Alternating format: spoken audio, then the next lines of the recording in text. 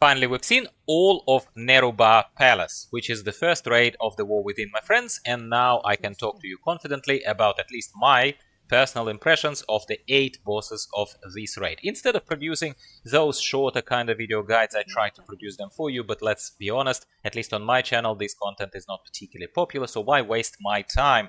So let me offer you this one-stop shop, all in all, kind of video that rates all of the bosses, in my humble opinion, out of interest, in case you are interested as well, and tells you very, very quickly how to defeat them. Yeah, if this is your cup of tea, now is your cue to give me a quick like, so that I know to produce similar videos in the future. Let's jump straight into this. Wing 1, the Skittering Battlements, has 3 bosses, obviously, and it starts with the first boss, Ulgrax the Devourer. Due to the sheer size of Ulgrax, the design, the very little trash in front of him, he's kind of there pretty much straight away. And kind of the mechanics are fairly straightforward. Deadly Boss Mods add-on can carry you through it. It's not particularly stressful. You just need to stay out of bad and dodge his charges as he charges around this thing. And plus, he's hungry. I kind of feel a little bit sympathetic to him. I'm gonna give him a personal score of 5 out of 10. I think he's okay. I think it's a kind of dead set medium, and that gives you a good idea of to get started, sort of on this scale of mine that I just made up. 5 out of 10. He's okay. He's right there in the middle. He's the first boss. You can't go around him. He's okay.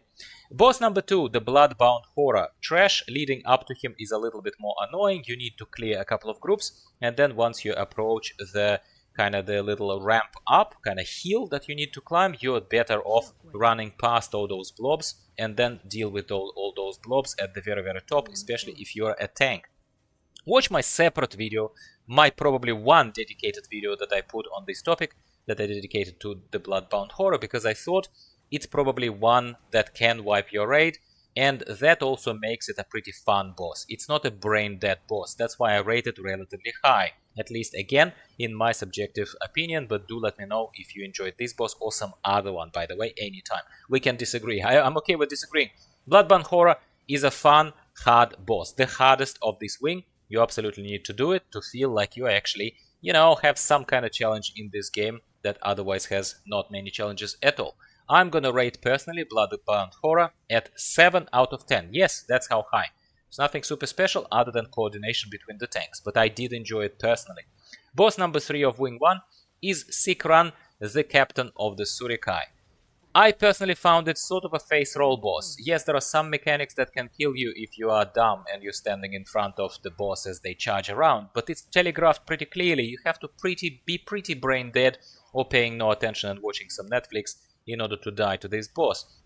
There is some raid-wide damage, but I don't even bother particularly, at least not in LFR, with particular mechanics of this boss, which is why a guide here would be superficial and would be kind of complete overkill. But overall, I found this boss personally quite boring, both in terms of mechanics and visuals. That's why I'm rating Sikran rather low, actually. I'm going to rate it at 3 out of 10, but welcome your contest and your challenges below in the comments. We don't have to agree. Wing number 2 starts with the boss Rasha'nan, that flying butterfly that I talked to you about in the little tanking guide for the most hated dungeon that there is right now, for the pugs at least, and it is the Dawnbreaker. So that's Rasha'nan from Dawnbreaker. Rasha'nan is kind of rather straightforward, relatively face-rolly, doing more or less the same thing as he is doing in the dungeon, with the poison wave pushing you away, that kind of stuff. He also flies around, so you need to kind of chase him around, which sort of potentially exposes you to more ads, but that's about it. Other than that, Rasha'nan is rather boring, but certainly better than, say, Sikran, the captain of the Sureki, which is why I'm deservingly giving Rasha'nan 4 out of 10. Boss number 2 in the Wing 2 is Broodtwister Ovi'nax. I had to take notes here. Broodtwister Ovi'nax has probably one of the most, not that long of a pathway leading to him, but the trash is really, really annoying. So I am taking off a lot of points simply due to this annoyance, not due to the boss itself. But I'm taking off a lot of points for the trash that magically, without any particular blast radius, can and does kick you off that little pathway for no reason. It's kind of like you just get thrown by them into that void. It freaking annoys me. I die practically every single time, especially as a tank, as one of the tanks when I'm going through there. Maybe I'm doing something wrong. I freaking hate it. And Broodtwister Ovi'nax, again, what can I say? You tank him around, you swap the tank swap when the damage becomes a bit too high on one of them, as DPS and as people marked with that little purpley thing that's about to explode around you, you need to explode the eggs, and the tanks need to pick up the adds, you need to kill the adds. It's a boring boss, annoying lead up to him, no encouraging visuals. There is nothing that does it for me with this leech of a boss, personally. So I personally dislike Broodtwister Ovi'nax, and spoiler alert, it's my least favorite boss of this raid as a whole. I can't give it a 1 out of 10 because it does something. It's not completely, I guess, brain dead. There is still some mechanics, there is still some challenge to it. So due to that sheer thing of trying to be a bit fair here, I'm gonna give it a 2, which is still very, very low. 2 out of 10 I'm gonna give this boss. The final boss of this wing, Nexus-Princess Ky'veza. Hey, fact checkers and experts, you will absolutely try to pull me up on this, so go for your life in the comments below. But I found Nexus-Princess Ky'veza too similar to Sikran, the captain of the Sureki. I found them very similar in terms of mechanics. She charges, she has the phase dash, or whatever the actual name of it is. I don't care as a tank, it looks like that. You don't stand in her way. You try to tank her in some smart hexagon kind of way, standing on the corners of that hexagon that is on the floor. I don't fully understand why. I was told by the other tank to do it. I was listening to DBM prompts to the Deadly Boss mods, and I was doing exactly that. She's opening portals. Some stuff comes out of portals. Yeah, I mean, she does a bit more than Sikran, the captain of the Sureki, yes, and maybe you will say to me, Gyro, you're being unfair, she deserves at least a 4 here on your scale, but I personally rated her the same way as Sikran, the captain of Sureki, at 3 out of 10. I don't like this boss, I think she's boring, she reminds me of Sikran, except she does a bit more, except it doesn't make her more engaging. That's at least my opinion. I think it's a meh boss. You tell me how you feel. Final wing, wing number 3, with 2 bosses, the Silken Court and the Queen Ansurek.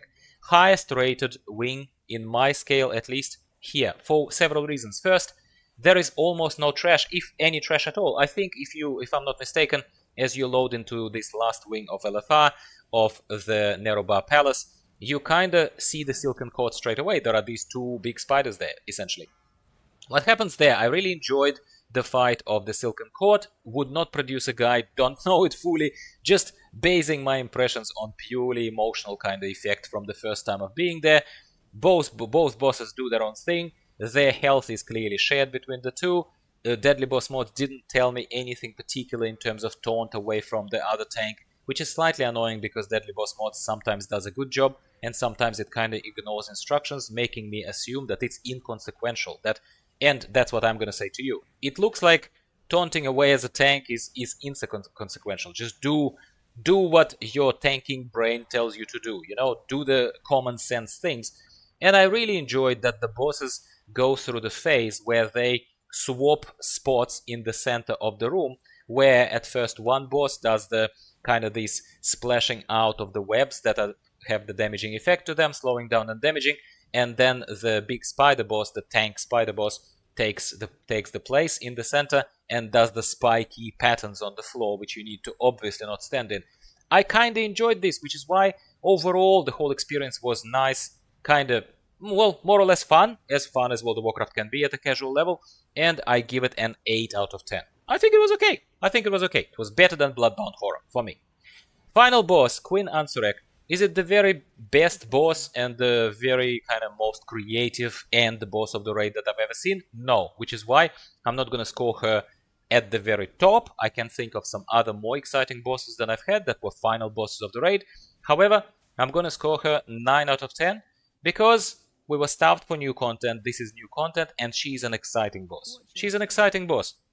As you can guess, once again, multiple phases. She is going to get you, send you through multiple platforms, as it happens with the end bosses these days. You know, they just send you across platforms in many different ways. There are webs involved, there is a lot of poison damage, a lot of nature damage involved, obviously, and there are some obstacles on the way. As you get to one platform, then you need to kind of return to the main platform before something bad happens. killing some of her Void Lieutenants on the way, which is okay. The main mechanic here is similar to the mechanic where one of the bosses in previous raids, I forgot which one, the spider boss in the previous raid, Senath, if I'm not mistaken, going off memory here, used to kind of send the webs out and then pull you in, and you could be thrown off the platform if you are not paying attention to it and if you don't start running the opposite way. So with Queen Ansurek, we're getting into the similar kind of tussle with her, and at some point you need to, among other stuff going on, which is quite mad and quite fun, I found it, you need to watch out for that pull that's about to happen, and you need to obviously not get pulled off the platforms especially. While you are on the central platform with her, it's not too much trouble, but when you are on the small platforms, it can become a problem. Really enjoyed it, 9 out of 10. There you go, that's all 8 bosses rated for you of Nerub'ar Palace. It was okay, it was worth a month of my subscription. How about yours? Now you need to let me know before you go, or at the very least, if you're so time poor and attention span poor, at least give me a quick like so that I know that you've enjoyed this little video. But I would love to hear your thoughts on individual bosses and the raid as a whole in the comments down below. Thank you for watching. I'll talk to you next time about something else World of Warcraft related, no doubt, next week. See you later. Bye for now.